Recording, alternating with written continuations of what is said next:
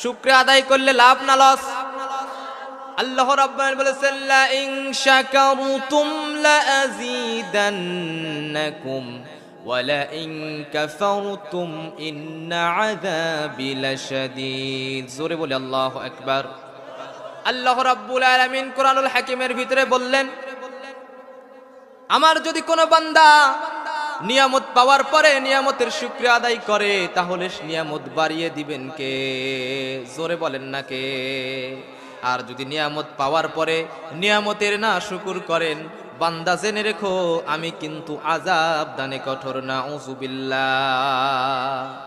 আমরা শুধু তো নাফরমানি করি, আল্লাহর শুকরিয়া আদায় করি না। শুধু অভিযোগ, টাকা নাই, পয়সা নাই, গাড়ি নাই, বাড়ি নাই, ব্যাংক নাই, ব্যালেন্স নাই, বলি কি বলি না? কিন্তু আল্লাহ রাব্বুল আলামিন আমার আপনার 3.5 হাত বডির ভিতরে চুল পরিমাণ কোনো খুদ দেন নাই, ঠিক কিনা বলেন? একবার আপনার 3.5 হাত বডির দিকে তাকান, এখানে যারা মাহফিলে এসেছেন সবাই কিন্তু সুস্থ, ঠিক কিনা? এখন আপনি গাজীপুর হাসপাতালে চলে যান, গিয়ে দেখবেন কত মানুষ হাসপাতালের বেডে শুয়ে কাতরাচ্ছে, ঠিক কিনা বলেন? কিন্তু আল্লাহ রাব্বুল আলামিন আমাদেরকে এত সুন্দর একটা বডি দিয়েছেন, সুস্থ শরীর, ঠিক কিনা বলেন?